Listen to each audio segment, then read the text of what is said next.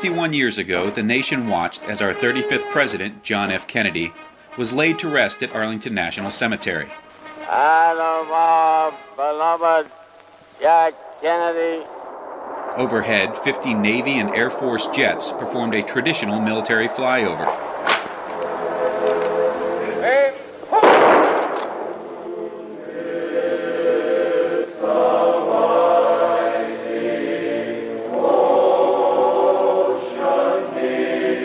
As Mrs. Kennedy lit the torch that became the eternal flame, honoring her husband's service and sacrifice, we were reminded of these famous words from his inaugural address. And the glow from that fire can truly light the world.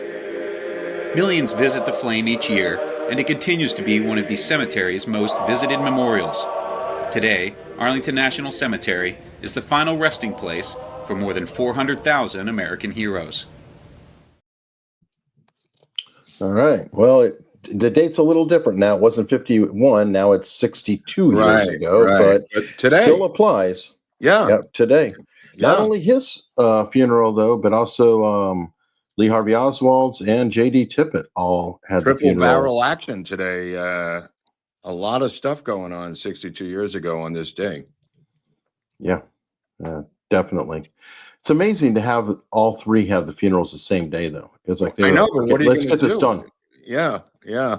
I mean, there's three separate things. I mean, the government's not running the three of them. I mean, you got Tippet's wife is running one, and then Robert Oswald is running the other, basically, trying to find, some preacher or priest who will deal with the Oswald funeral. That was a debacle because they were all bailed out. They couldn't even get pallbearers, Eric. They had to use members of the press. Well, it's kind of a rush. I mean, he was killed on the 24th. He's buried on the 25th. I mean, maybe if they had a couple more days, they could have found some people. That just seems a little bit like, okay, wrap it up. Well, it's not like he was an unknown, that his death was known all over the world. So anybody, there were ministers who said they would step forward and then later recanted to do this. And then the churches that said he could use the church, and then they recanted. So it was fairly chaotic. Wow. Yeah, and then those guys stepped up, and it was just Robert Oswald, Marina, and Marguerite Oswald, holding the baby. But the Tippet one was a normal one. I mean, I guess he was killed on Friday. The same day as JFK. Right. So that's why I just was saying that the Oswald feels like it might have been a little rushed.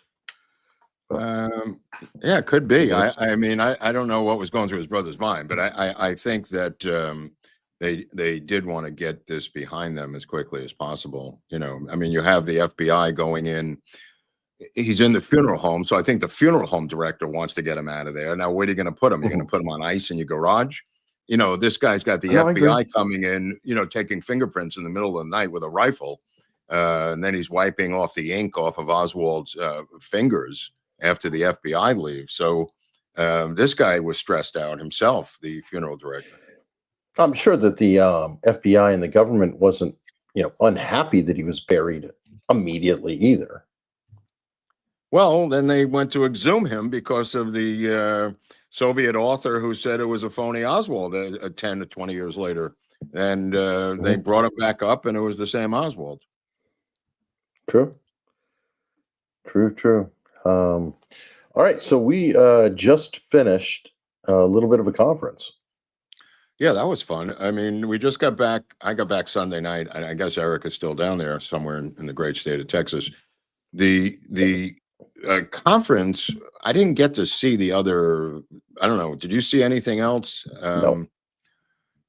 I just want to find out if anybody watched it in the audience virtually who is here today and what their take was on it as a, movie critic, as a technical virtual movie critic, because we had a screen next to us, and then Eric's computer was on the table. So the screen was broadcasting to the audience there. So that looked pretty Yeah. good. Yeah, that seemed okay. I don't know what was going on at home, though. I was wondering if people might want to comment on that. But I'll tell you this, according to sources, almost half the tickets sold for the entire, it was terrible. Thanks. That was good. And any more details other than, was that critically terrible or technically terrible? I don't know. I did hear there might have been some sound issues. Hopefully that'll get ironed out on the downloads. I don't know what's going on. And part of the reason Mark and I didn't really get to see anything is because we were late. I mean, essentially, we were going to fly in Thursday. Oh, right. Both of our flights got canceled. Yeah. I think Mark had 2 canceled.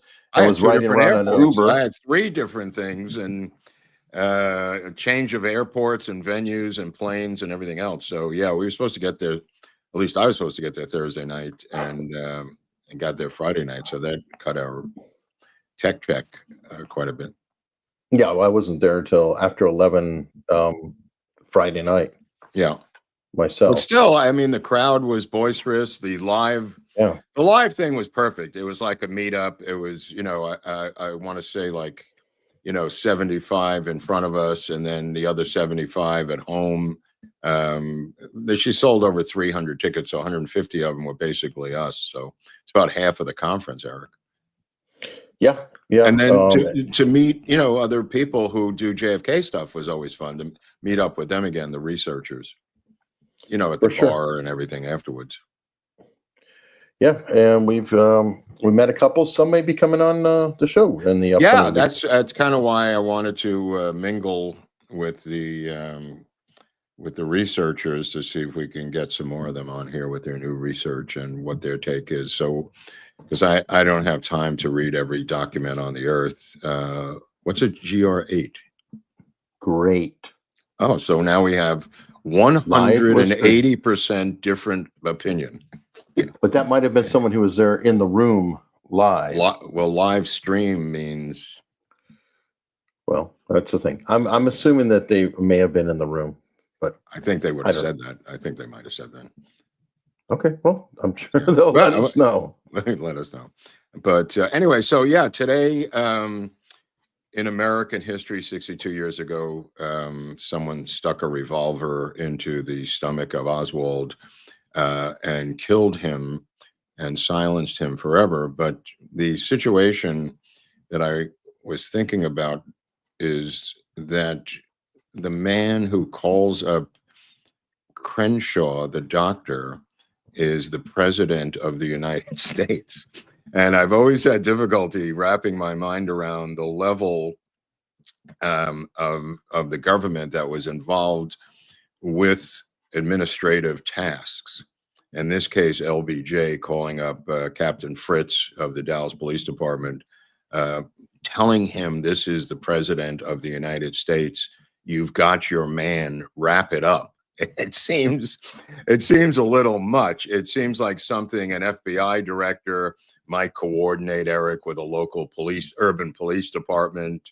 And then also him calling up Crenshaw or getting Crenshaw on the phone. Crenshaw wasn't in doing the surgery on Oswald at the time, so it took the call from LBJ.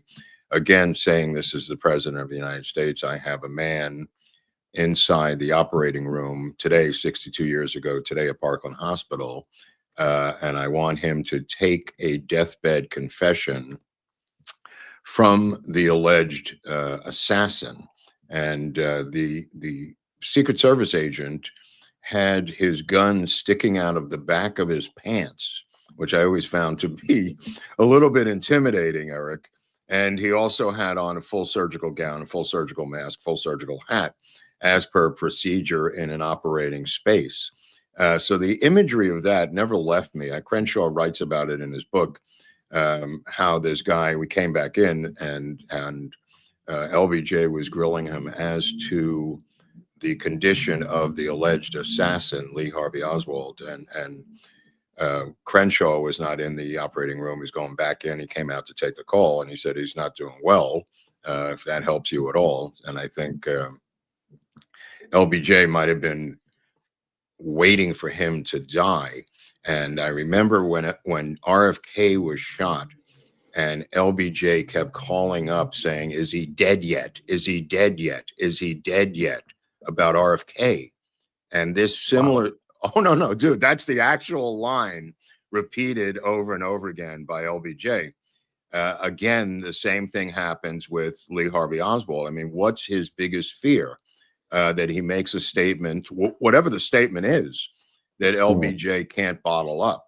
Not to say that he would finger LBJ, but whatever his statement was, he wanted to be able to A, get that statement, and B, control the message, Eric.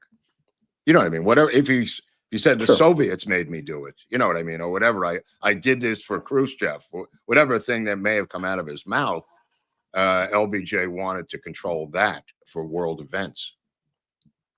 Yeah, well, I mean, he was a link to whomever. And if he doesn't talk, there's no link. So there's nothing to worry about on that end. Now, I sent you a couple of things that might be of interest to the audience. I don't know if you saw those. Maybe we can see what, I forgot what I sent you already, but there might be a couple of them. There's several things. I mean, we've got we've got JFK's granddaughter, which is newer stuff. We've got let's just go full on docs. This week in Kennedy. This week in Kennedy news, because I did want to get into after we get rid of this more stuff of less meaning. I wanted to get into the situation with the KGB Oswald files that I'm getting deeper into as we go. I've got some notes on the KGB Oswald files.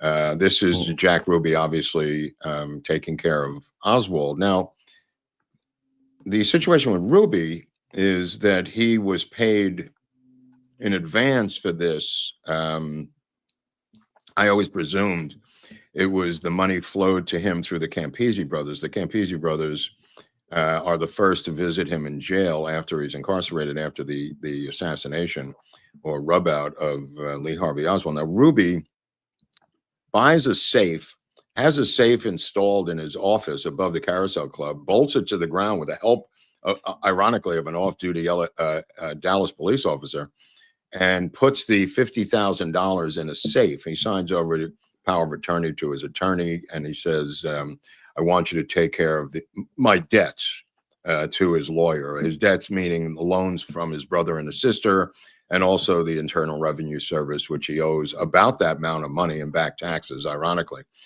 So he signs over his life to this guy and proceeds to head over eventually on Sunday to take care of Oswald. Now, he calls up on Friday. He's there. He's stalking him on Friday. He's stalking him on Saturday. He brings in a complete platter of kosher deli sandwiches, which I wish I had right now, including pastrami, corned beef, and pickles, and everything on rye, and all for the press. He claims to be a reporter, and he's standing in the back. And DA Wade, he corrects DA Wade about the Fair Play for Cuba Committee. Wade had misspoken, saying it was the Free Cuba Committee, something to that effect. And in the back, standing there at the press conference on Saturday night on a chair, is Jack Ruby, who yells out, "It's Fair Play for Cuba Committee," correcting the district attorney of the city, Henry Wade, which I find to be unusual. I don't know if other people. Now, why was he there and bringing in the caterer? Was it to case it or to see if he had an opportunity at the time? He was there to kill him. He was there to kill him Friday. He was there to kill him Saturday. It was a way to get back into the press conference, into the building. The first one was through, some friendship and saying he was a member of the press. That was starting to wear out.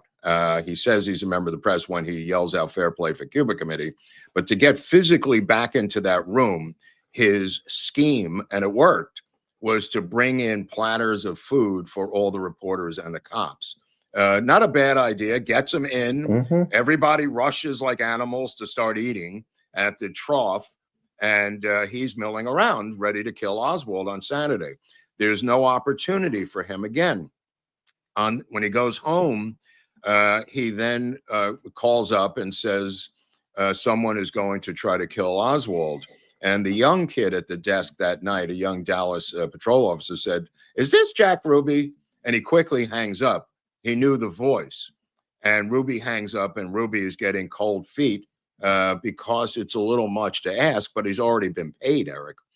So on Sunday night, the next morning, they're transferring him to to have a press conference at the jail next door. And that press conference was promised by Fritz to be unlimited time, unlimited questions, and a free for all, because Fritz had jockeyed the press and screwed them around, and they were very embittered as to the lack of access to the most famous murder in the history of the world.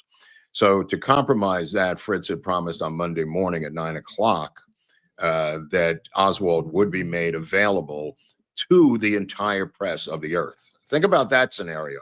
Let that rest in your head. Seems unusual, like, to have that happen, that early on. They don't do it anymore. Maybe they did it a lot then, but I cannot think of any time in modern history where they put up somebody who did or is accused of an act to have an unlimited press conference to chat. I'm just quoting what he said. Yeah, this is what he said. And this was to fend off the press that was losing its minds, and he kept promising them this was for Monday. So the deadline for Jack Ruby to finish off Oswald was Sunday. He had to take care of him on Sunday, and indeed he did. He takes a handful of dexedrine spansules. He was a dexedrine addict. His dachshunds, which he calls his children, are in the car. He leaves and somehow goes through the side door through friends letting him in the Dallas Police Department, one or two of them. We go over that in the Ruby episode, but he gets into position and does the job. Now, the $50,000, you might think that's not a lot of money, but it's $375,000 in today's money. And I think he was getting scared and getting some cold feet at the end. But Ruby had killed before. Ruby was an extremely violent man, but he was high as a kite on dexedrine. So let's see what we got. The voice is that of NBC reporter Tom Pettit. Yeah, there is Lee Oswald. He's been shot. He's been shot. Lee Oswald has been shot. There's the man with a gun. It's absolute panic here in the basement of Dallas Police Headquarters. I'm going to mute it to make sure that there's no weirdness, but nothing can really be seen technically for YouTube. Anyway, so he is put in the ambulance, and he's brought to, ironically, the same Oswald, his face. The same hospital that JFK had died in on Friday. And that's where he's being operated on, but he does not survive the gut shot, and that's where the Crenshaw phone call happens. Crenshaw is thoroughly discredited by the other doctors, by the Secret Service, claiming that he made this up. He does eventually vindicate himself because the telephone operator at the hospital says that indeed LBJ called and spoke to Crenshaw. That takes a long time. He sues the American Medical Association. The doctors were flipped against him. These are the doctors who were working on Oswald. They said he lied. He was never in the operating room. That was a lie. He was there the entire time. He had a number of years it took him to restore his credibility, and that was through lawsuits and threatening the American Medical Association and their magazine, more importantly. Some of the doctors had written that Crenshaw had not been there at all, and there was no phone call from LBJ. Again, this is more pressure through Rowley and LBJ, on the doctors, and to silence this particular little tidbit of American history. Yeah, I mean, and by the way, those who want to know more, we did an entire episode on Crenshaw on the channel. So you might want to check that out. And we went into, a lot of history and his whole legacy, how he had to sue, what he went through, how he's essentially proven correct, as you pointed out. Yeah. All of that. So it is. Yeah, it's just amazing. If you want to see the cover up in this little window of the cover up, how it physically worked, just look at the story of Charles Crenshaw. the medical doctor and surgeon involved in both the JFK surgery and procedures and the Oswald life-saving attempted surgery and procedures, both at Parkland Hospital. It is fascinating how far they went to destroy Charles Crenshaw.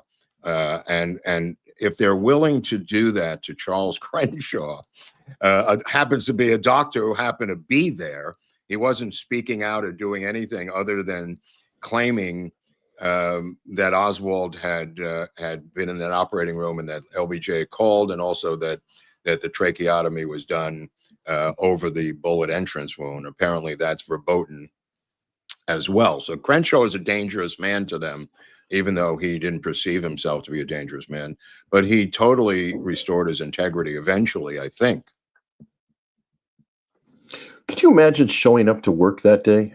And yeah, I mean, what a weird spot in history that he's a doctor, he's working at the hospital, and then he just suddenly shows up to work only to have the most important, historical event, at least to that time, occur.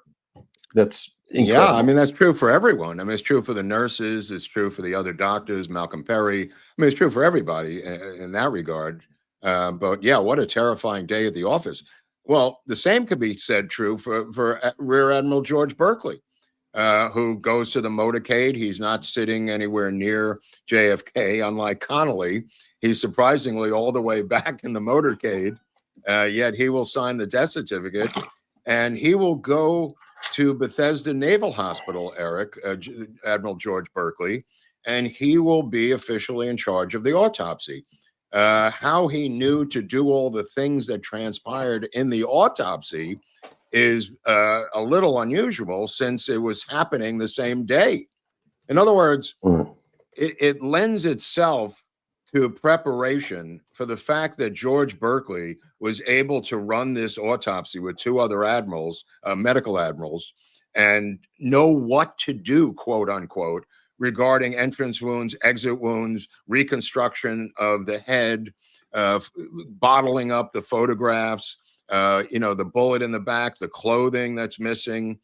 All of the events that happen are happening in real time, and yet we're supposed to believe this is being improvised. It's almost beyond comprehension that this could be improvised. And as I've said last week, George Berkeley reported directly to the Secretary of the Navy. Now, the Secretary of the Navy did not exist, so he reported directly to the Vice President of the United States. But again, there was no Vice President of the United States. So George Berkeley reported directly to the President of the United States, that being Lyndon Baines Johnson. And those orders were coming directly to the Bethesda autopsy via Lyndon Baines Johnson. And when Berkeley tried to retire immediately after the autopsy, LBJ told him, "You're not going anywhere, boy." And he made him his personal physician in the White House. He already had one because he had the bad ticker. He got rid of that cat. That guy stayed on as a heart guy, but he kept Berkeley under his wing, Eric, by keeping him on till the day he left office. And then Berkeley, as many people we discussed last week, reached out to investigators on 2 to 3 occasions saying there's more to this story than has been revealed, and I'd like to set the record straight. And when he was recontacted by the investigators, each time, 3 times, he reneged on the promise to reveal what he knew. And then after his death, his own daughter reached out to investigators saying, "My father knew more than he knew." And when they pursued it with the daughter who had reached out to them, she reneged on the deal and said, "I can't talk to you any longer." But we're supposed to accept that George Berkeley was not involved in any way, shape, or form. Oh, good times. Now, but nothing you sent me, I didn't get a chance to see this breaking down, but apparently it's some coverage of the Yeah, it's just somebody there doing a remote. And I think in some respects, we still seek justice.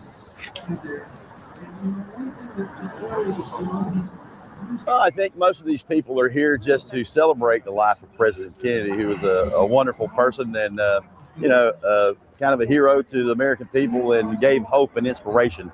So I think that's what people are showing up for, is because that President Kennedy gave a lot of hope to people, and it continues on after his generation, with lots of young Americans now, still idolize President Kennedy because of his message of hope for the future.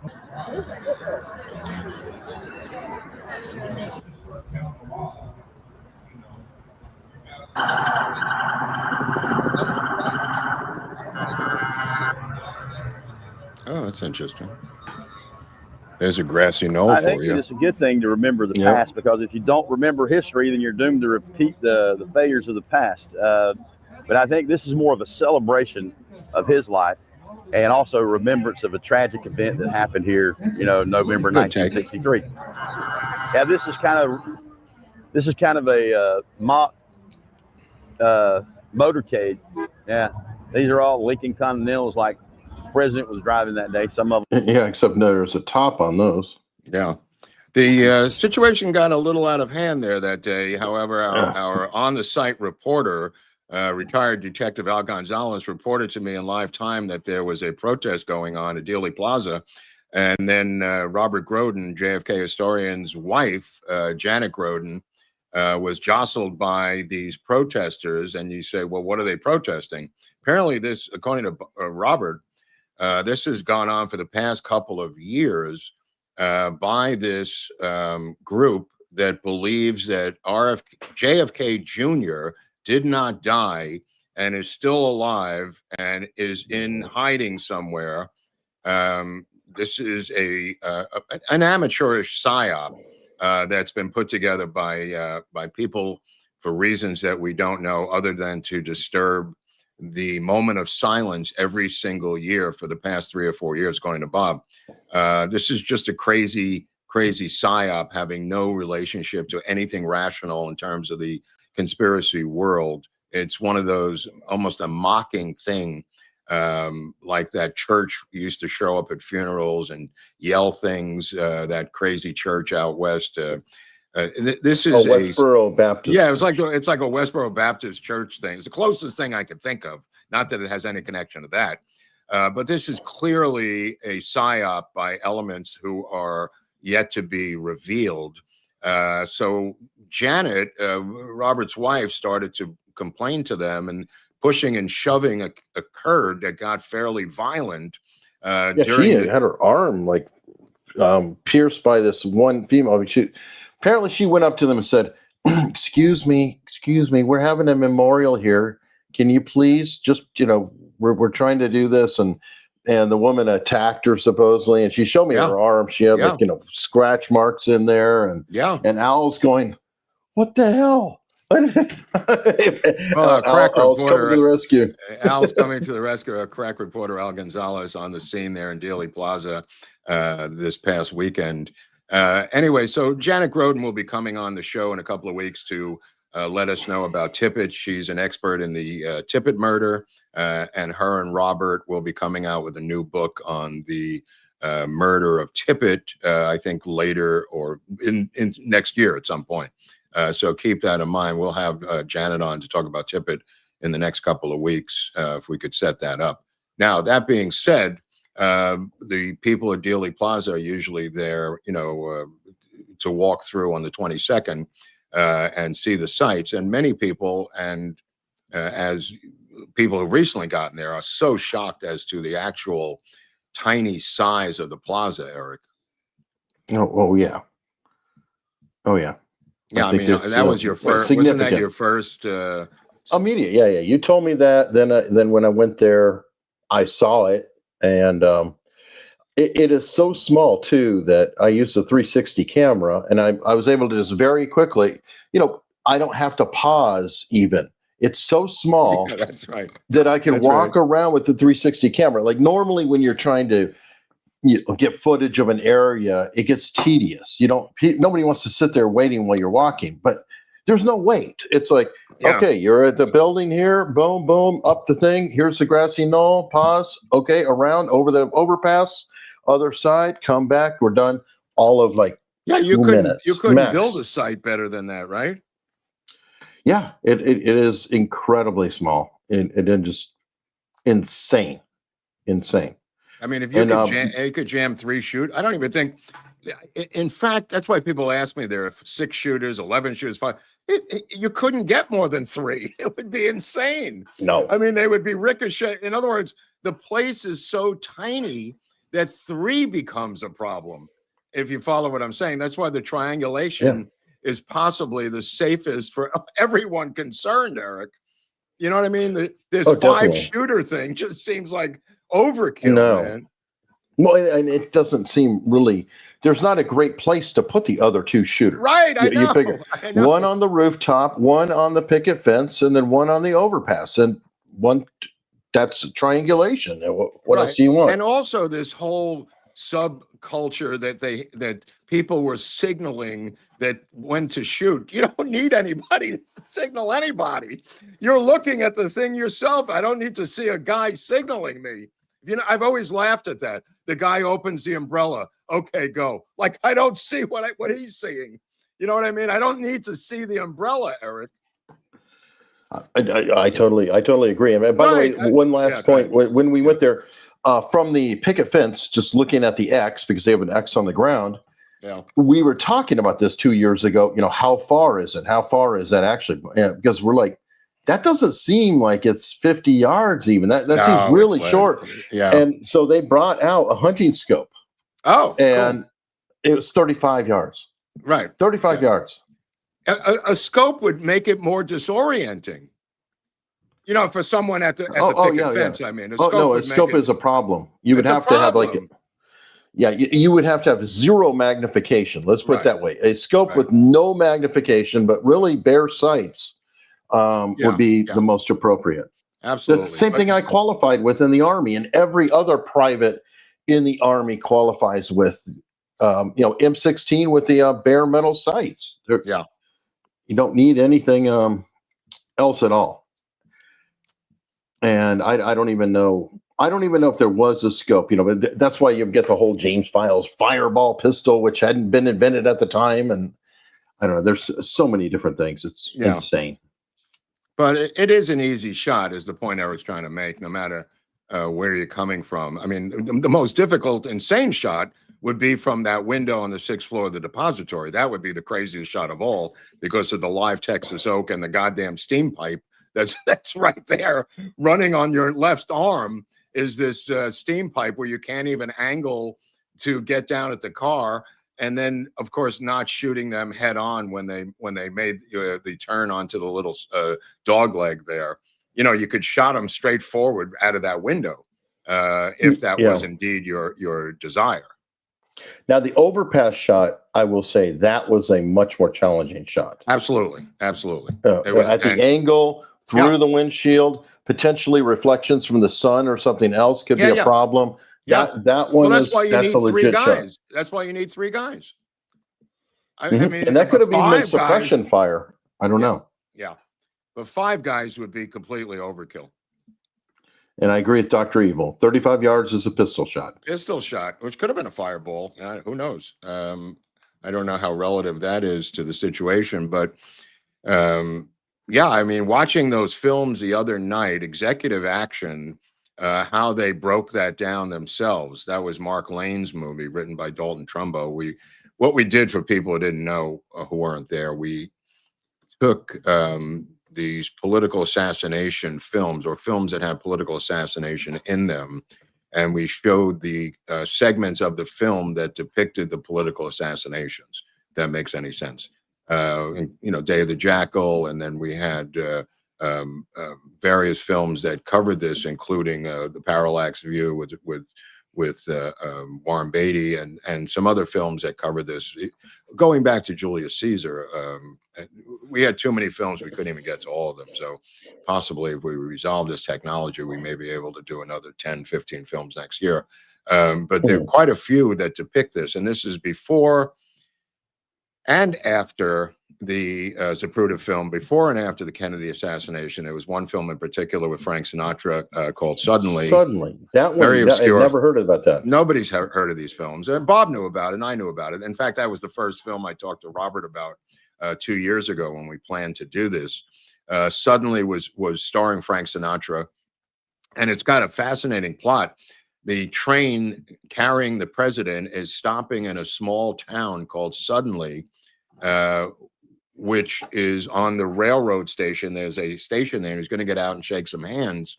And up on the hill is one particular house, and the Secret Service show up and they have to secure that house. Well, living in the house is a retired Secret Service agent who knows the head of the Secret Service, who shows up. And he shows up with his men, and there's a sheriff in town. Sterling Hayden plays the sheriff.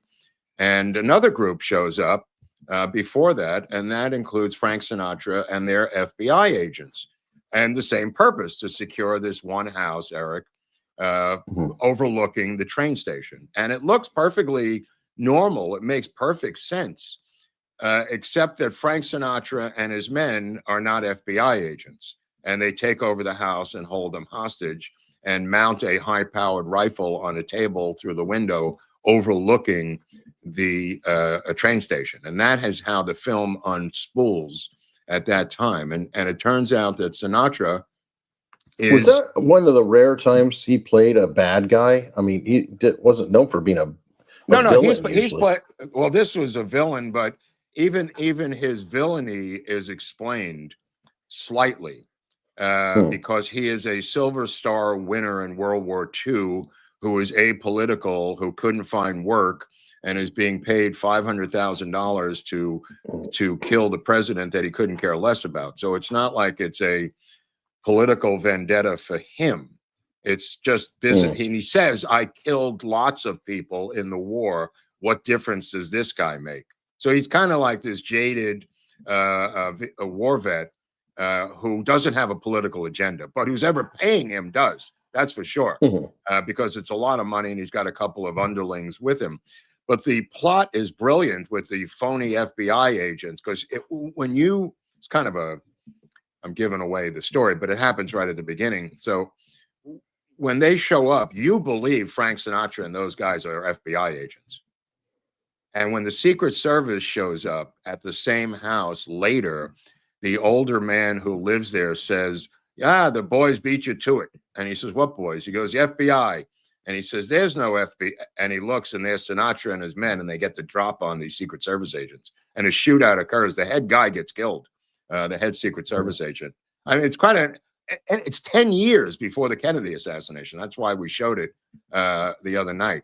And then 10 years later, in 1963, when the events happened, Sinatra buys up every copy plus the negative and takes the film off the market.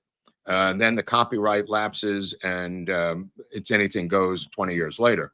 The film then gets reproduced in various copies by bootleg companies. But that's in the 80s. That was in the 80s. That's when I first saw it. Wow. I mean, and that's the kind of thing in the presentation, which, by the way, will be on Locals for our paid Locals members. Oh, cool. That's cool. Also, and that'll be cool. a little bit tighter with the footage, like full screen, etc. Because there, you have to look at it on that. Whereas here, I could just fill the frame up when we start talking, hit the clip, it'll be film frame. So.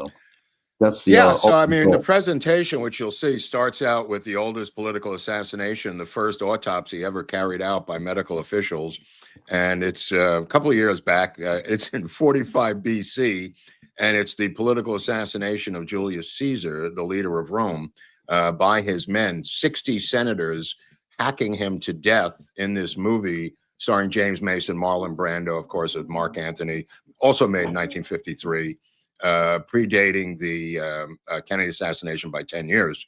But in this film, the reason I showed it, and we showed the butchering of Caesar by the conspirators, it was far worse in real life than is depicted in the movie. In real life, it was an actual Senate, a live Senate event in the Roman Senate, and he was stabbed over 23 times with daggers by 60 different senators who were involved in the conspiracy. And that was also to succeed him in power and take over Rome. What they didn't expect was that the Roman citizens would turn against them. and they became hunted by Rome and were arrested. They believed that they would share their work, not unlike I showed in The Birth of a Nation with Abraham Lincoln. They believed that the South would rise up.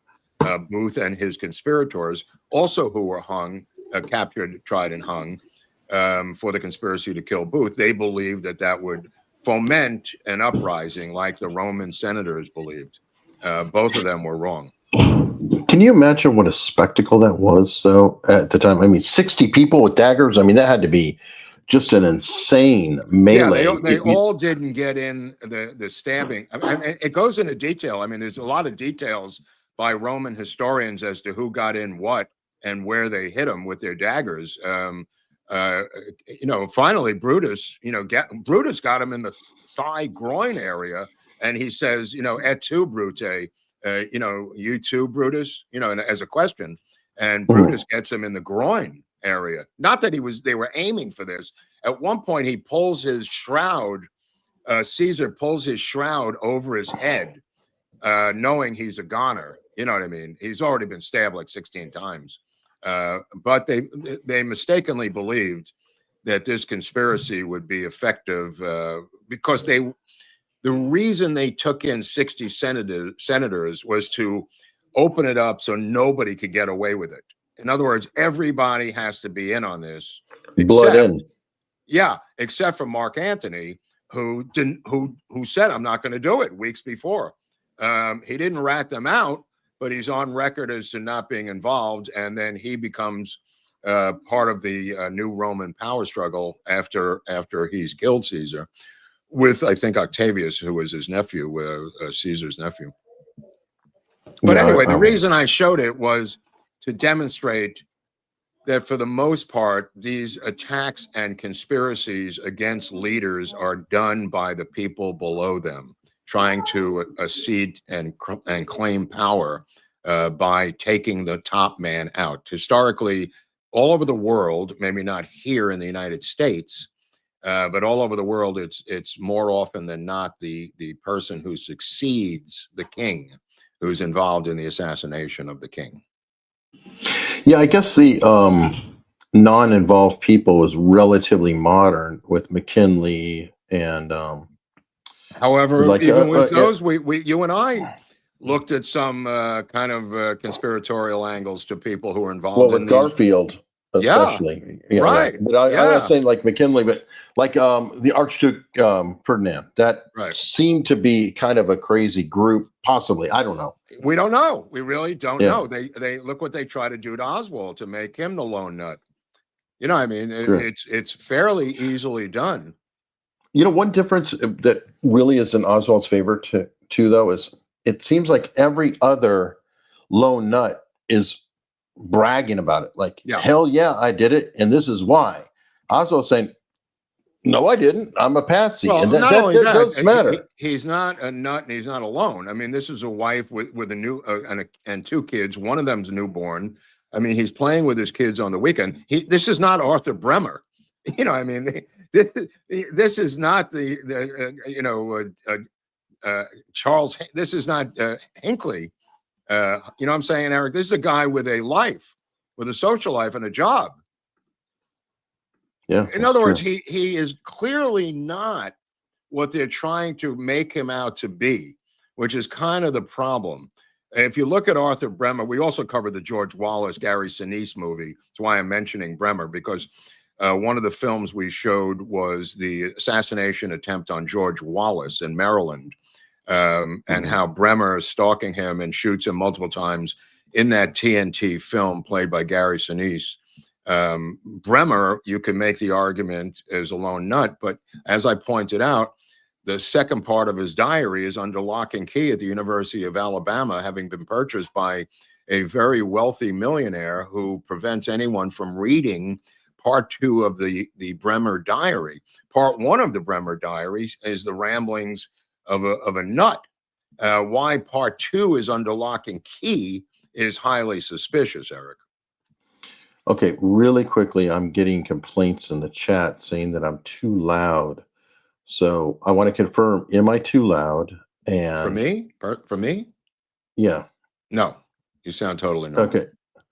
And as far as the chat goes, and I That I backed it don't off know. a little bit, and That I I'm trying to don't know. make it. I don't want to overpower you voice wise. You sound totally normal. So Okay.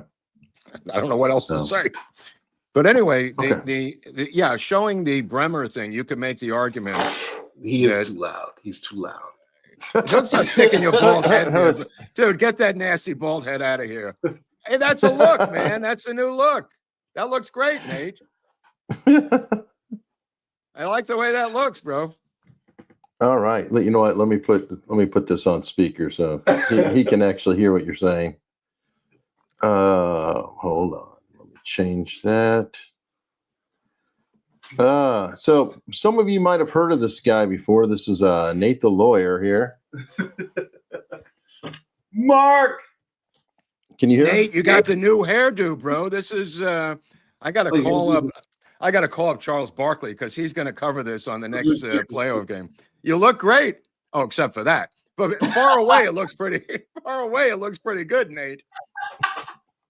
Dude, how you feeling? You all right? I'm feeling fucking great, man. I'm feeling great. Yo, your advice worked. The medication that you said. I don't know how you know. This fucking guy, Mark, knows everything. What don't you fucking know? You said the medication was shrinking, and guess what? The fucking medication was shrinking, and it's shrinking. I'm like, no, dude. What do you do? Do you read every fucking thing? No. I know a guy. My closest friend is a guy named Dr. Drew Pinsky. So when I have a medical question, I get on the blower to Dr. Drew, and he answers it for me. And the guy who diagnosed me with the brain tumor said, I'm booking you now with my brain surgeon friend down in Long Beach. And I'm like, what? What the fuck are you talking about? So I'm diagnosed, and the guy's sending me to his friend the same day. And I said, look, I'm going to make some calls on my own. And I called up Dr. Drew, and he said, nah, there's medication for that, bro. And he got me on the medication and shrank the shit out of that tumor so fast that, you know, my endocrinologist at Cedars said, man, that thing shrank fast. And it was literally a couple of weeks, Nate. No, it's exactly what you said, because when you because Eric told me, he was like, yeah, you taking the medication. So when they gave me the medication, they said, but it shrunk it so fast that now I had like extra space in my head. Oh, yeah.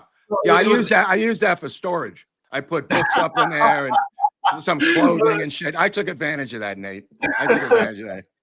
No, that'll fill in, bro. A little bit less brain, but it's all good though. I'm so happy. But no, thank you for the messages. Like it's fucking amazing, bro. Yeah, no, the whole group was praying for you. There is such power in group prayer. And I don't know if you were raised Baptist or what your background. Yeah, I assume that. I mean, there's such power in group prayer. And people who, if I didn't see results in prayer early on, I wouldn't be doing it because I would seem like a nut.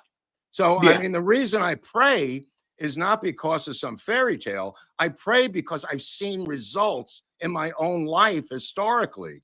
That's why I continue to pray. Every single study they've done, because they did the study with people who, if you pray was for somebody. So for those of you who don't know, they had done studies to see if prayer actually works. And they found even if the person didn't know they were being prayed for, they had better outcomes, which is crazy. And they can't explain it, but I know. Well, I felt confident, you know, praying for it. I really did feel confident based on the limited information you gave me. But Houston is a nerve center for brain surgery. Also, it happens to be one of the, I don't know why, but Houston happens to be a capital of a lot of crazy mother people up here. That's why. Right. Yeah. It's kind of like Scotland became the nerve center for studies of cracked skulls because they got so drunk on scotch that they fell down and cracked their skulls. So the entire history of medical science of broken cracked craniums is based on Scottish research because they had so many people to play around with. And volunteers, you say? Volunteers. Some of them involunteered. You know, they didn't even know what was happening. But listen, great to see you up, bro. It's great to see you walking around. It's fantastic. Thank you. I want to say for all the people in the chat, thank you so much, because I get in the chat and I was saying, and it was like so many floods. Thank you guys so much for praying. Thank you guys so much. You guys just don't know how it's funny because a lot of times you don't know how just somebody sending you a text message, that spirit just lifting your spirits. And let's just be clear, I almost died. They told me it was a golf ball size fucking thing. It is half my fucking brain. It's crazy. I'm just happy to be alive. I'm happy to be here with my fucking best friend here. There you go. You're lucky somebody didn't play through with that golf ball, hitting it to the next green. Yeah, no. I'm happy. I'm gonna let you guys do your thing. Oh yeah, we'll do our thing. Yeah. Thank you so much, Mark. I'm just happy you're making Eric love collard greens, which I never thought would happen. We're not going to go too far. He's the one with the brain tumor, not me. That's true. All right, brother. Later on. Okay. Back to the Kennedy thing. That was nice. Back to what I sent you. I wanted to see one of the other things I sent you, which I forgot. If you have a couple of the others left before I want to get into the KGB Oswald thing, but I wanted to exhaust whatever I sent you.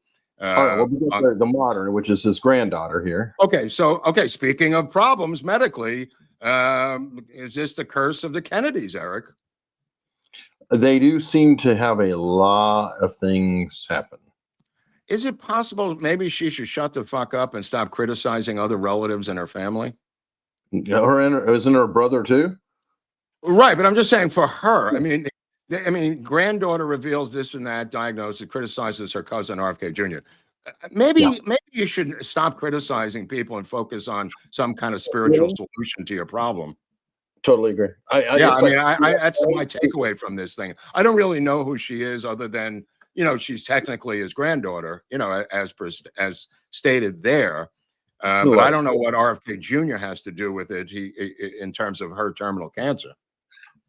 And you are right on that. I find it very interesting.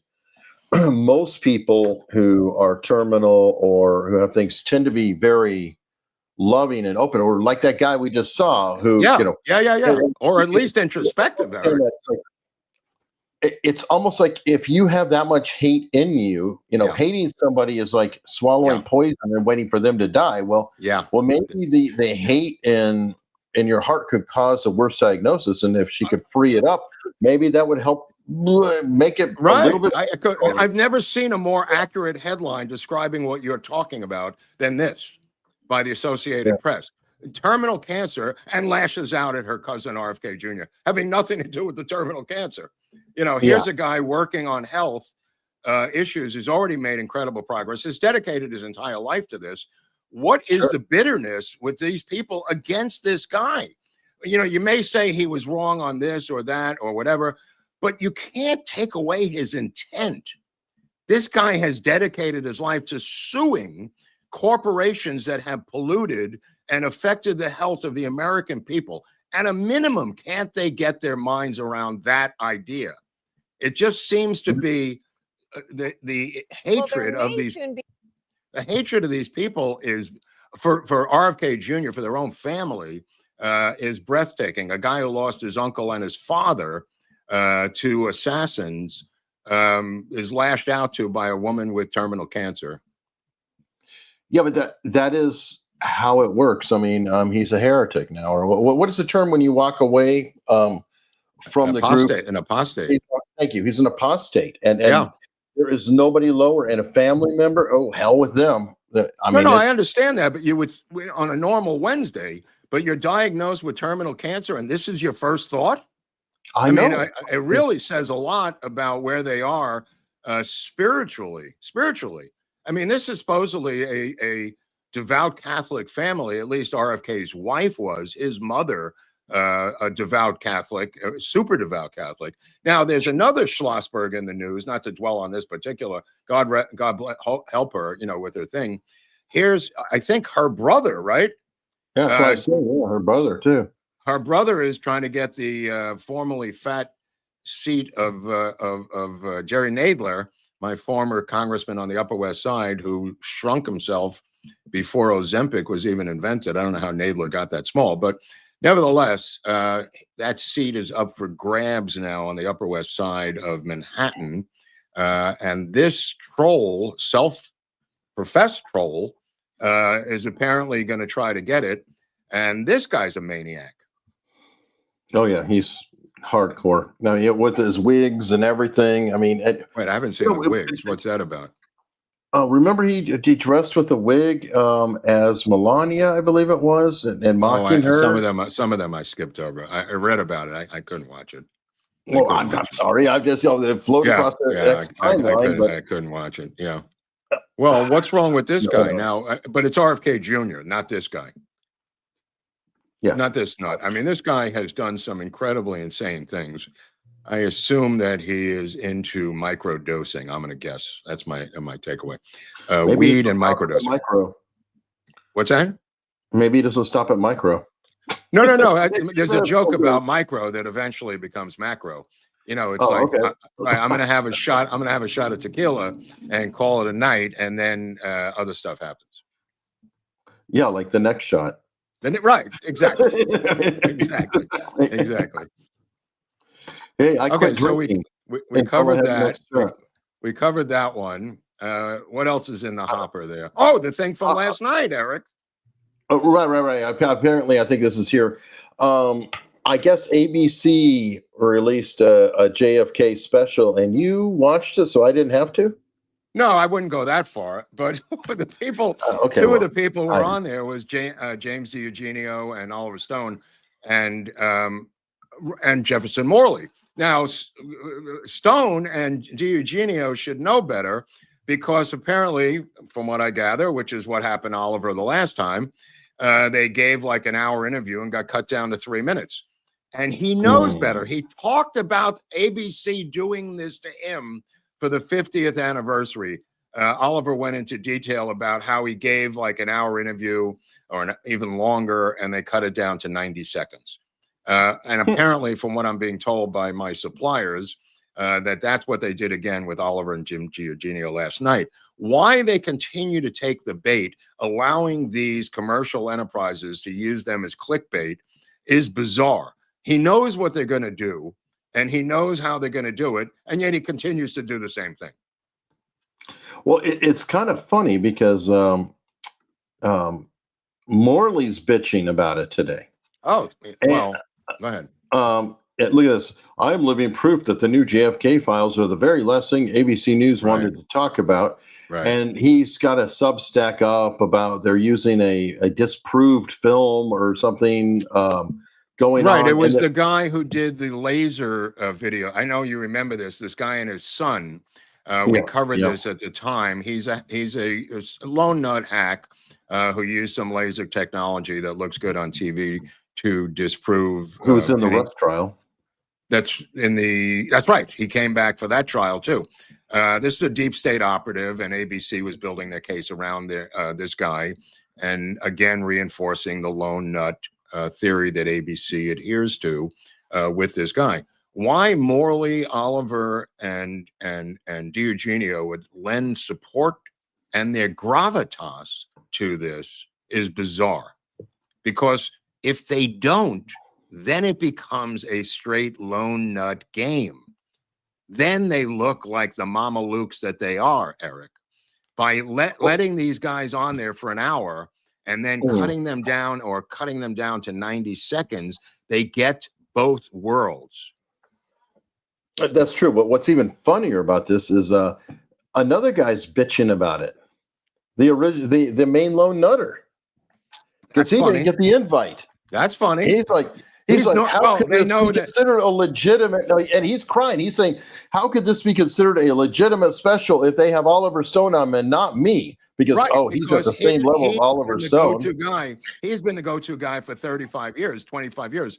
Now he died and he took over. Right. So but I'm saying he's become so toxic, Eric, that they now realize they can't use him anymore. That's the answer to poor Posner. It's a shame when the grift dies. It's a shame when the grift dies. That's really interesting because he is involved in other legitimate things. I think he's on with other people all the time, like Sean Spicer or, people who have big podcasts have had him on.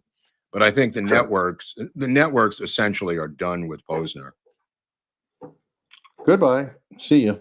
Anyway, it was 2 hours of Lone Nut to again reinforce for the 1 millionth time that Lee Harvey Oswald acted alone. They will not be giving up on this horse anytime soon. And as I said in last week's episode, the movement of the goalpost occurred in the late 90s, early 2000s, when they conceded through multiple media sources that he may not have acted alone, but he was involved in the assassination. Right. That was a subtle moving of the goalposts, because you had the two extremes. Oswald completely not involved, which is what I believe, and many serious researchers believe, that he's a complete patsy. And then you had the Lone Nut did it all himself. So the powers that be, the deep state, said at some point we got to move to the middle here.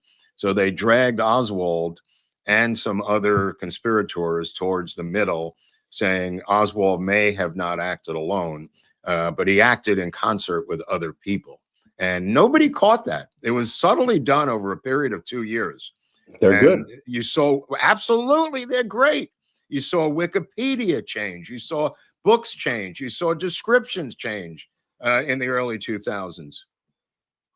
Yeah, that's perfect, because now it's another argument, and you go to address the first argument, and they're like, no, we've already acknowledged that there's some, and it was a brilliant idea. Oh, let's go for choice 3. Yeah, that wasn't on the menu. And then we can originally argue on both ends of it. Right. Oh, and they do. We can say he's just involved.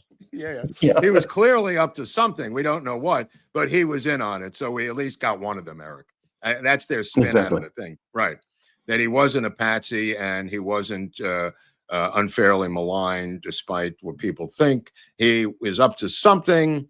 He'd been a defector, and he'd been to the Soviet Union. And that might mean something. Yeah. And, credit where it's due. Right? It works. Yeah. And not only that, like we said during the broadcast of the Zapruder film, during the Lancer Conference on Saturday night, at the end, we went over the Zapruder film again with Robert. And as I said, if they were trying to malign the Zapruder film, if they were trying to fix it, they didn't do a very good job. They still have all this information visually in the film. So they either didn't do, right, no, as we were discussing, they either didn't do it, or if they did do it, they're the worst operatives in the world. Because we're watching a headshot and a back shot and a throat shot on a piece of film. And, Robert agreed. And one of the reasons we showed all of his films, and that includes the Orville Nix film, the Much More film, and some of the others, was to show you that even with the supposed imaginary alteration of the Zapruder film, there's other films. And if you were going to alter the Zapruder film, I think you might have done a better job of it, because clearly this is something that everybody has seen all around the world 1 million times. And if this is the altered version, Katie barred the door. That's funny. Somebody just wrote, I laughed out loud when the ABC program said, some people believe Kennedy's head moves back and to the left. Wow. Not Dan Rather. Not Dan Rather, who kept saying his head went down from the shot from behind. And Dan Rather was thoroughly criticized by college students for the rest of his life. But that was the quid pro quo that Dan Rather was willing to make to get a career in national TV news. So, and it also worked for Bob Schieffer, who was there that day. It also worked for Robert O'Neill, who was there that day. A lot of journalists made their bones by being there that day and going along to get along with the party line, Eric. You know what? It'll be perfect to have them making that statement while the Zapruder film is playing. That's and funny. It makes me think of the, Summer of Love. I don't know if you remember the Summer of Love riots, where you had a newscaster saying mostly peaceful, and it's on fire going up behind him. You're like, between him and the guy who worked for Saddam, I forgot his name, they're coming to kill you. Oh, yeah. He was a spokesperson. That was his spokesperson. I forgot. Yeah. Oh, God, he was a classic. So yeah, that was another classic guy. But nevertheless, I mean, the physical seizure of newsreel footage by the Secret Service, the threatening people with their licenses, the medical doctors threatened to have revocation of licenses, the amount of intimidation put onto everyone for this story is incredibly heavy-handed. Not to mention the elimination of witnesses, which is what the parallax view is about with Warren Beatty.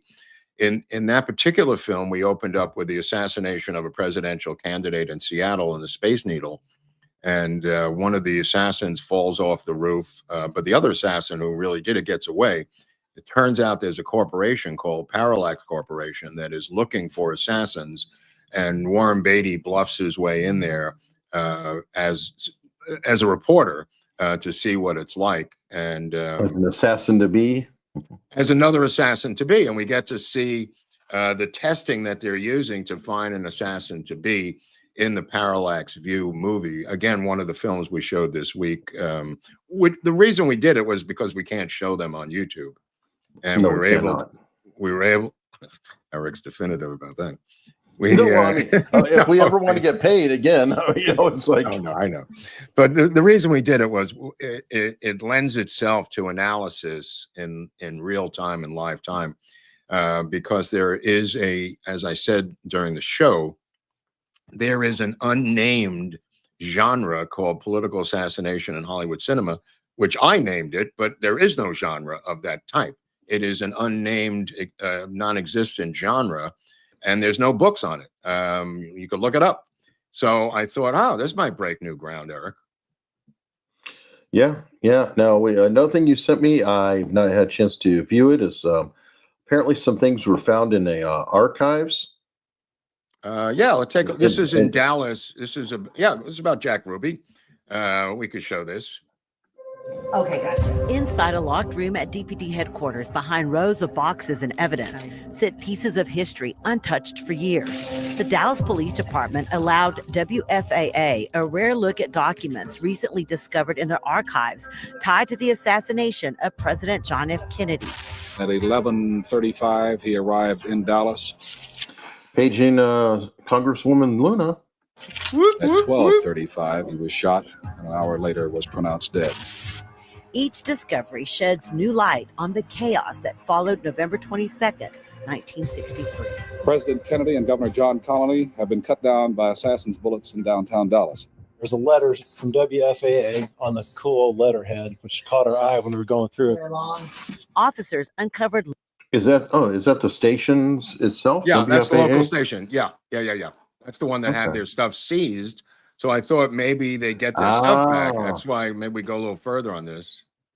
Definitely, but I may be interrupting just to make sure we cover long lost letters, including correspondence between WFAA and the Dallas Police Department, written just 2 years after the assassination. I think it's them trying to get two letters from WFAA. No, I think it's I think it's WFAA trying to get their footage back. As they should, yeah. You're right, right. This would be the likely procedure, I believe, to get their filmed evidence back.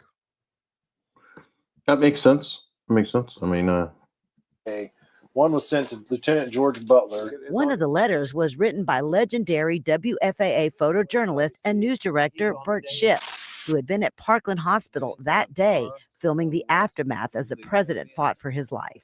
This is what I've been told now, Jay. President was shot in the head. Connally was shot in the chest. Both of them are still alive when I left the hospital.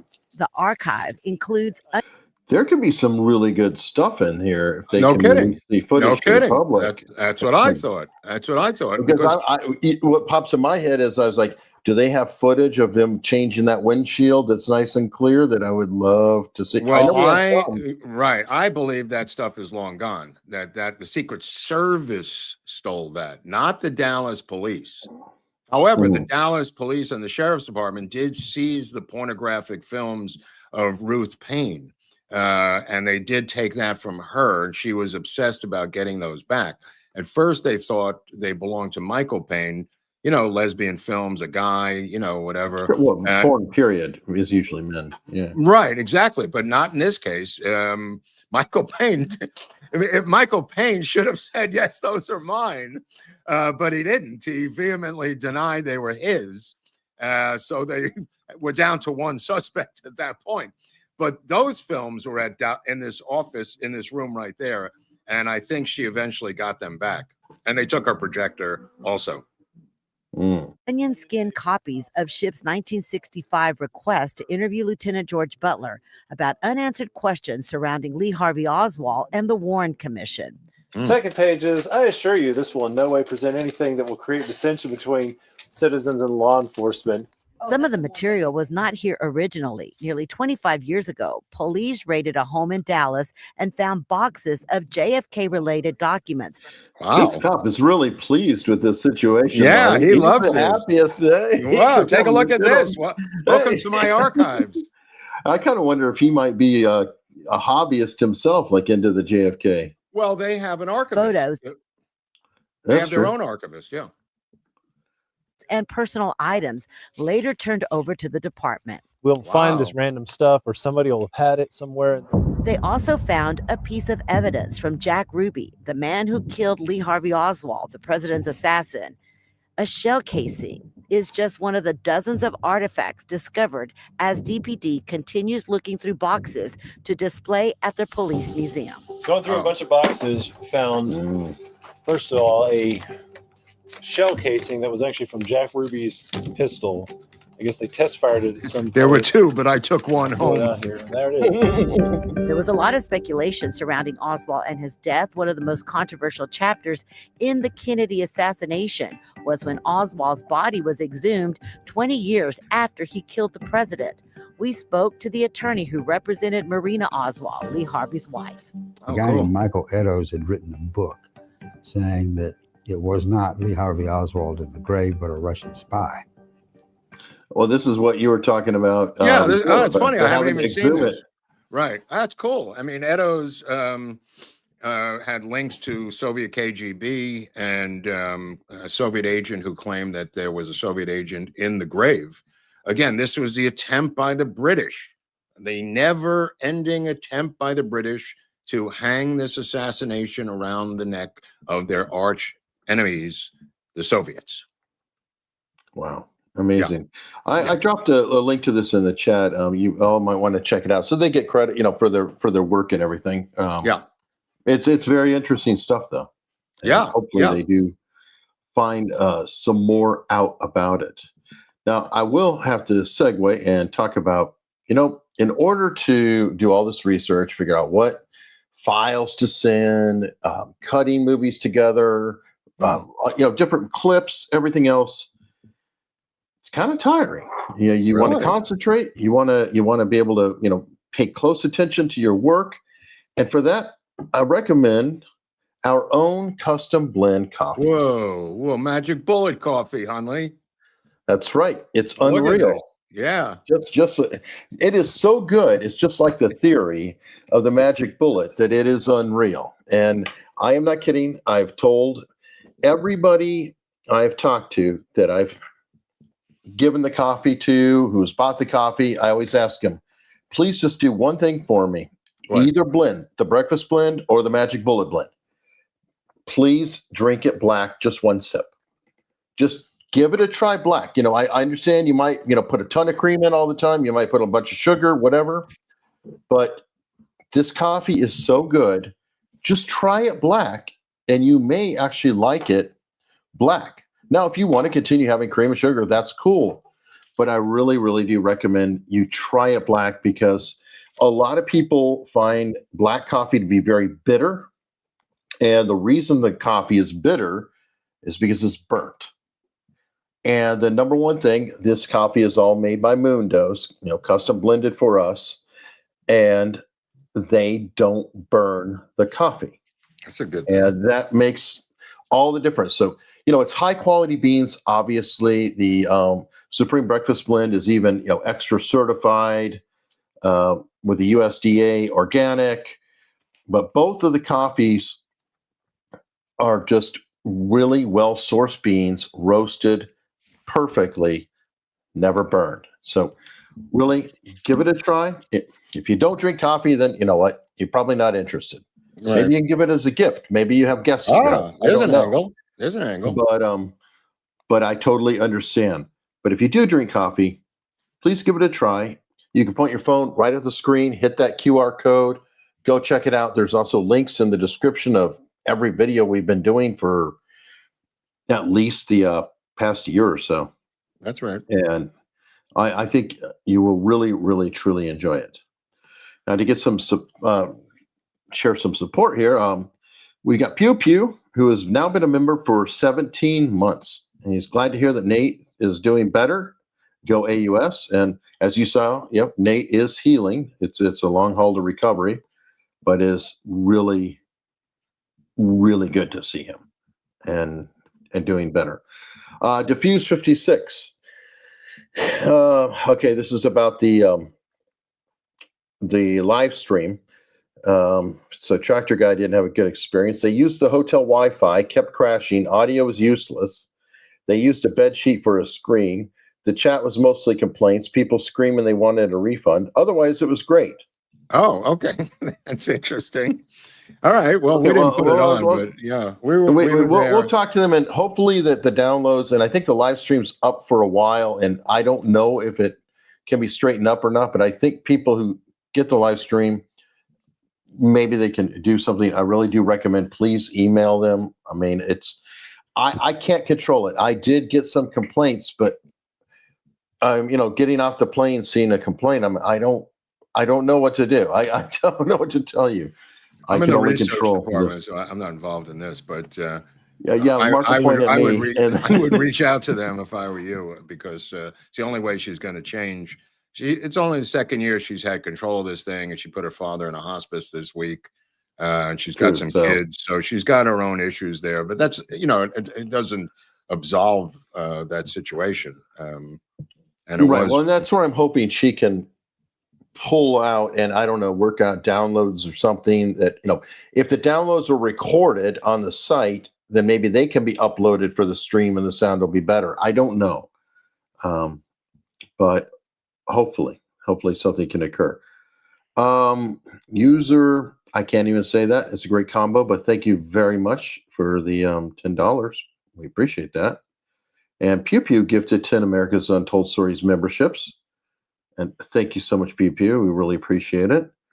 Tractor Guy, even though he's upset about the sound, he's still super generous and donating 10 memberships to everybody. So thank you very, very much. Then Nate the Lawyer. Hey, thanks for the love chat. You guys are going to make me cry. Brain surgery went great. Way to go, Brain. Way to go. There was a wrestler named Bobby the Brain Heenan, who is now Nate's favorite wrestler for the World Wrestling Federation. Bobby the Brain Heenan. Look him up, Nate. Yep, between that and Cyndi Lauper as his hair inspiration. Yeah.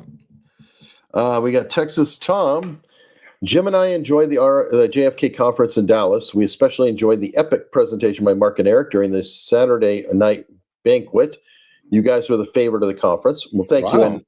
And Bob Grodin, no, we couldn't be without Bob. He was really, giving some fascinating information about how he obtained some of the films by his work on one of the movies as a technical consultant. So there's really a lot of interesting information. Let me see. Annabelle Stealth 4321 with a super sticker. Thank you.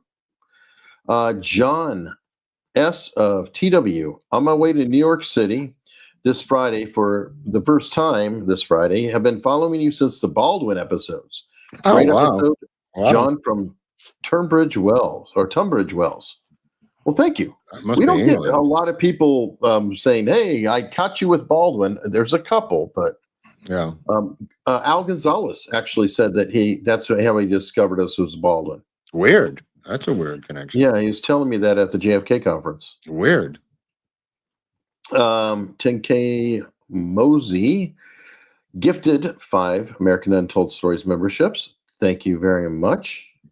And here we go. Sound advice from Dr. Evil 814. Drink the coffee, not the Kool-Aid.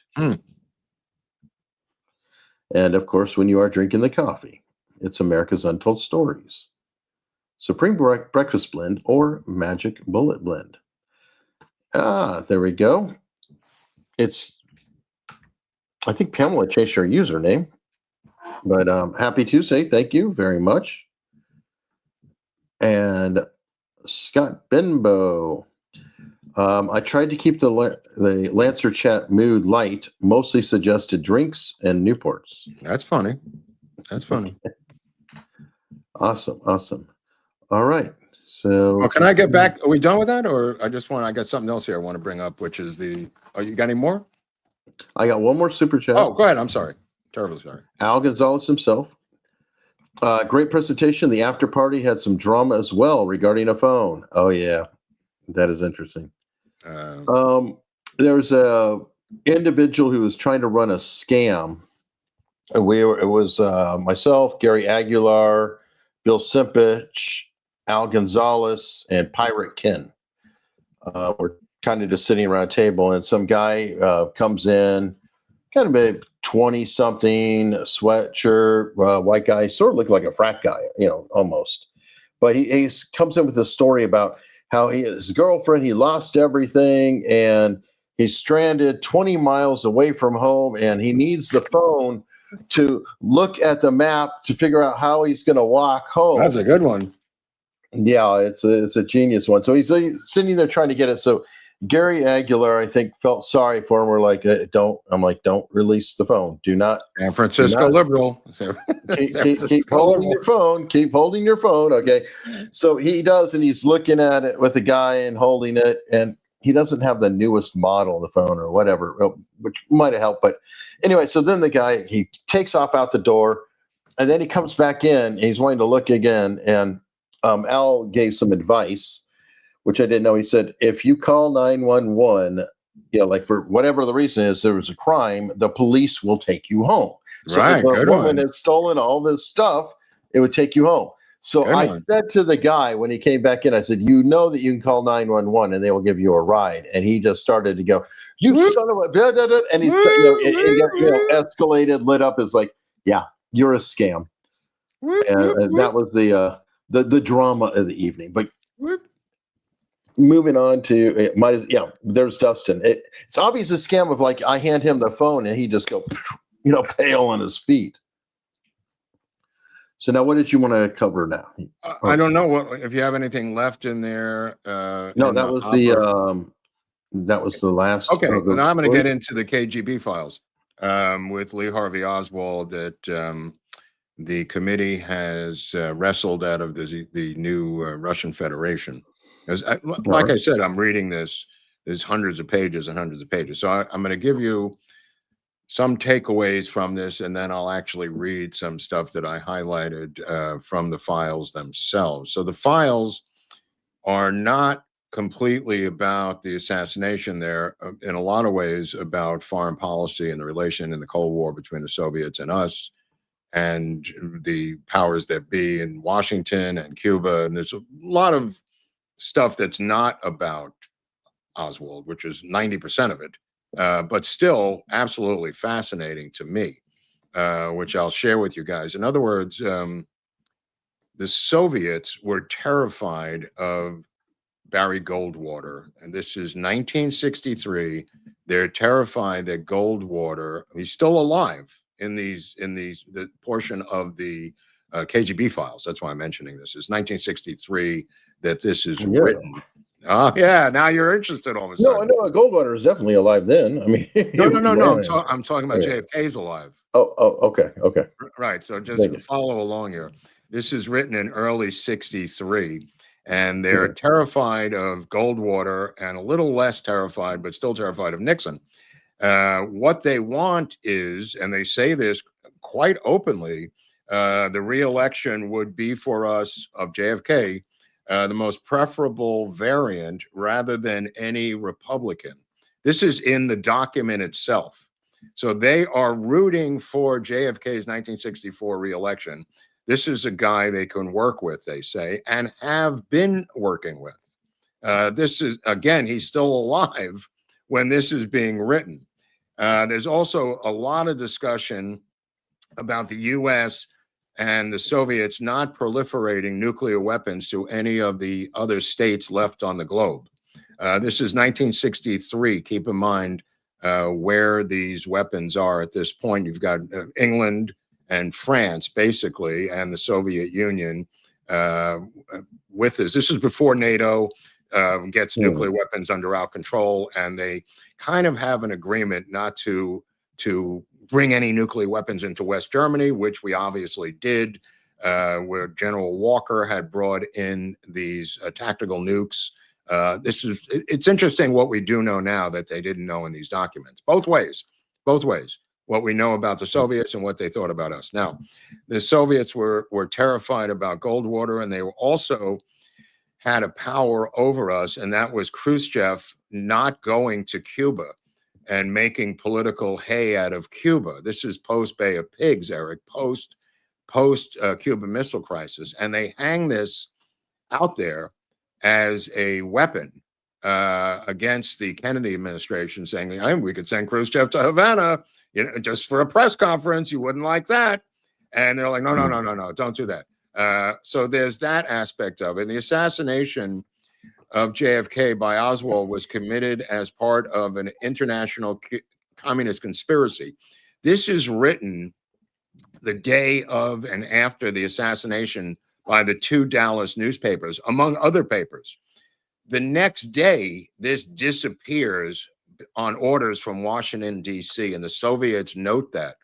The Soviets complained, and the next day, supposedly under the orders of LBJ, because no man had the power to make that copy go away. The next day, that entire thing, idea in journalistic circles, the intervention of an international communist conspiracy, Oswald being part of that, that is written in every newspaper on the conservative side, and that disappears as the Soviets note, not from them doing anything. They notice that the Washington, D.C. has somehow gotten rid of that.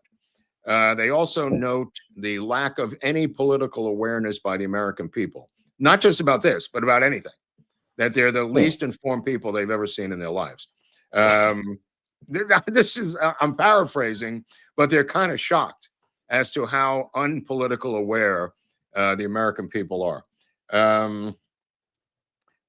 The nuclear threat to go to Human, the thing and that, re-election. Okay, now getting into the actual report itself, I'm going to give you a couple of takeaways here. We mentioned the fear that we would bring nuclear weapons into West Germany. Cuba refuses to sign the non-proliferation agreement. I did not know that. And the reason they explain that is a threat to the United States that Cuba could again have nuclear missiles. So Havana does not sign the non-proliferation agreement in Moscow, the Moscow Accords. And I didn't know they didn't sign, and they explain why they didn't sign. They use it as a threat against the United States. The American, and I'm reading right from the report, the Americans showed heightened interest in the question of why Cuba did not sign the Moscow Agreement on the prohibition of nuclear weapons and does not change its position in this question. From our side, it was stated the Cuban government, as it is known, bases its position regarding the Moscow Agreement on the direct threats to Cuba from the U.S. Goes on and on and on as to why they didn't sign. This is also another threat by the Soviets against whatever administration is coming in, that this situation with the Cuban Missile Crisis could be brought back. This is despite the movement of missiles out of Turkey, keep in mind. Okay. This is the thing. I was talking about pro-communist orientation of Oswald, fomenting anti-communist and, in fact, anti-Cuban hysteria. However, it seems to us undoubted that reactionary circles, this is in the U.S., will not leave the slightest opportunity to use the minimal pro-communist orientation of Oswald for fomenting anti-communist and, in fact, anti-Cuban hysteria in the country, with that to speculate of the feelings aroused by the assassination of Kennedy to discredit the very Kennedy in the eyes of the public as a seeker of compromise with the communist world. In other words, the Soviets are worried that right-wing elements in the United States will continue to foment trouble by claiming this is a world communist conspiracy carried out by Oswald. Okay.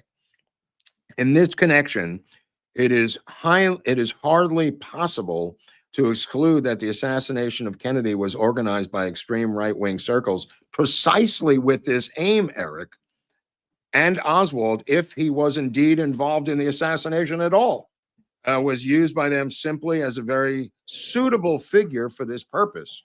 In other words, a patsy. The public and business elite. Here's where it gets interesting. The public and business elite of the state of Texas, one of the most reactionary in its own way of life in the United States, is also interested in bearing responsibility for the inadequate security of the president through the, quote, exposure of the international communist conspiracy, unquote. In other words, they're saying that this motivation of the state of Texas is to distract attention because of the security inadequacy of the state of Texas. Yeah, sure. Right? Makes sense. Okay, this is where it gets into some interesting thing, because it's going to go and contact their Kennedy contacts that the Soviets have with people in the Kennedy administration. In other words, they have contacts in the Soviet administration, and they're reaching out to them to find out what the F is going on. Okay. All attempts by Kennedy assistants to contact the governor, the police chief, or the FBI and find out something about the circumstances of the assassination and the course of the investigation have ended unsuccessfully.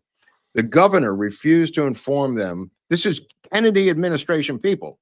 This is not the Soviets. The governor refused to inform them of any information. He spoke only to Johnson himself, who, however, has kept it to himself and has not told anyone from the cabinet members about anything on this matter.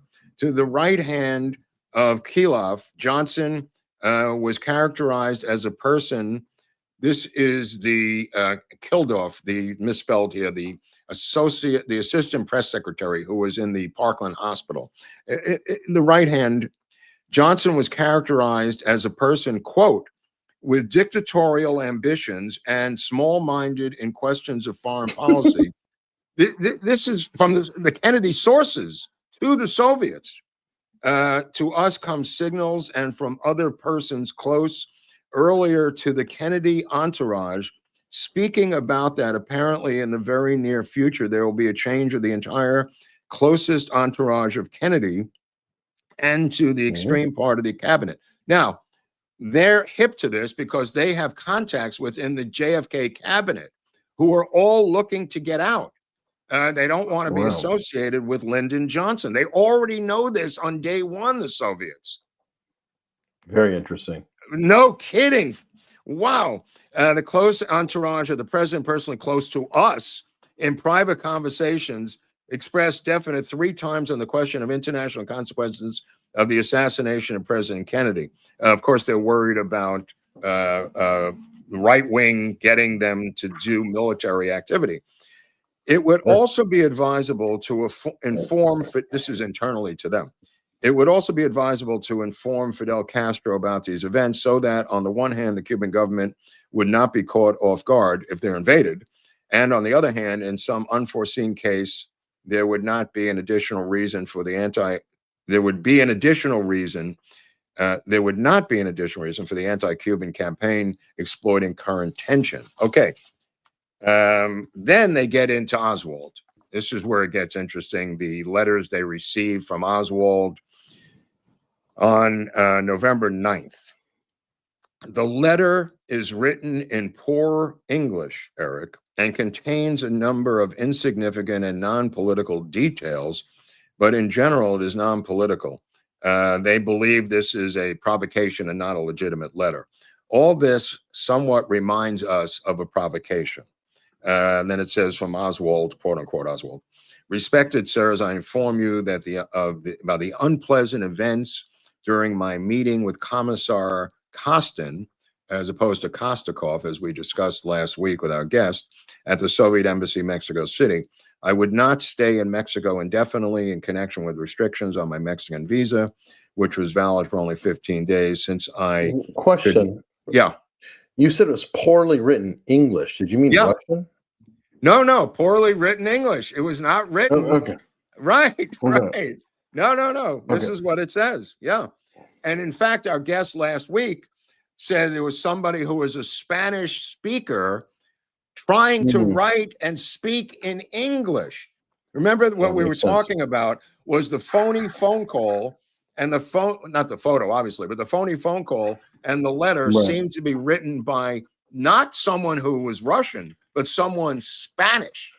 Okay. Yes, that's why they're saying this.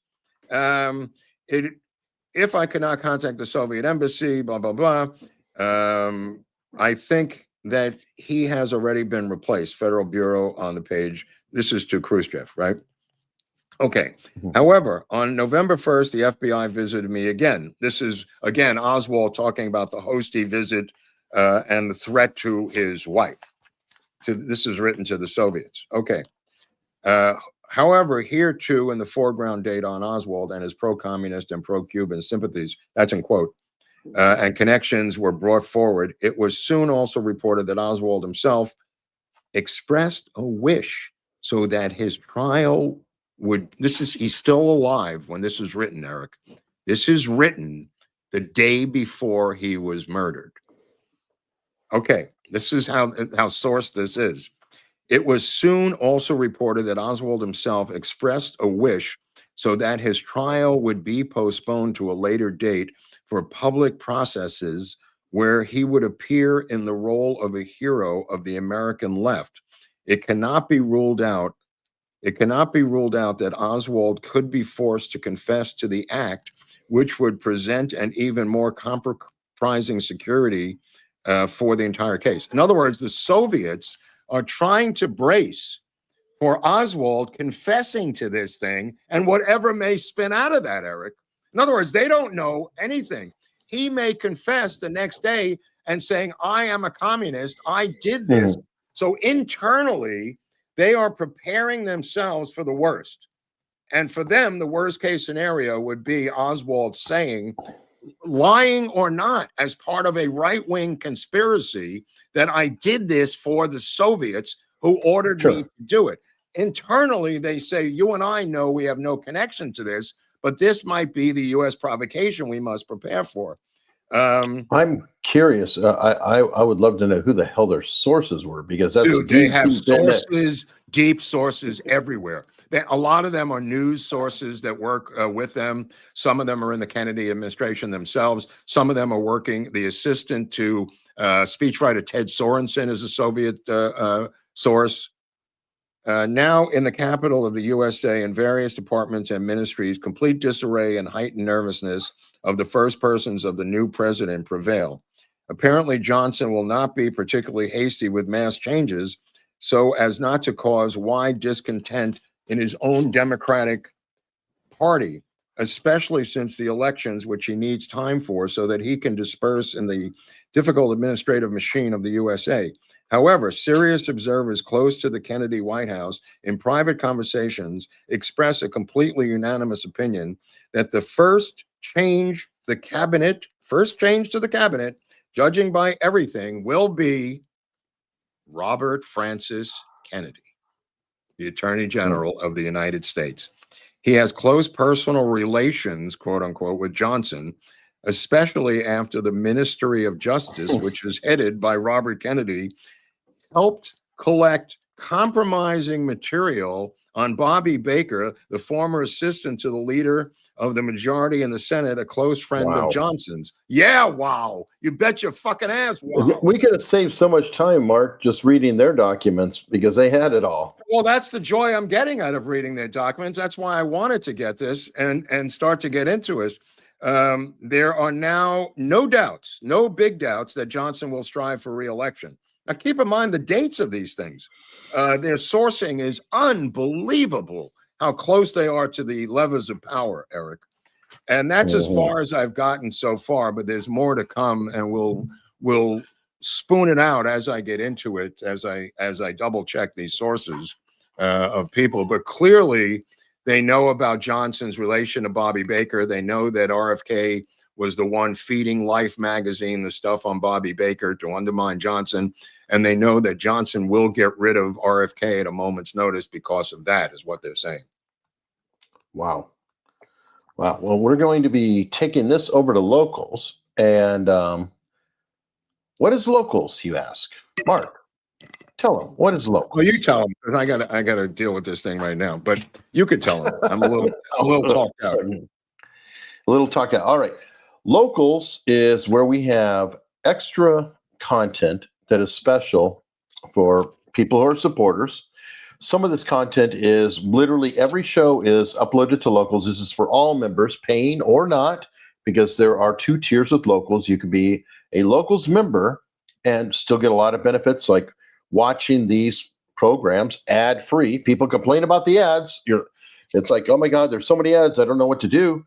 You could actually be watching on locals ad-free anytime, the entire catalog of whatever we've done. And also, not only the ads, but sometimes we get a copyright hit or whatever, and we have to yank out a chunk of the video. Well, it's not yanked out on locals because it's on locals, so you can watch it. Now, in addition to that, if you wish to pay and support, there's a private chat. So you'll be seeing, hey, there's a chat going on. You can't really interact with the chat and you can't comment. You can like or unlike or whatever on locals, but you can't interact with the chat. But if you're a supporter, and it's right now, Mark, it's only $50 a year. Oh, because of the LBJ thing, right? Because of LBJ, because of Black Friday, and because of the anniversary of the assassination. Oh, my. So essentially, it's an all-in-one. We've dropped the membership price from $70 a year to $50 a year, which is a significant drop. That's like, I don't know what, almost 30%. Yeah, or more. Now, you mathematicians in the chat, you can give me the exact number. I don't know it right off the top of my mind, but it's a good deal.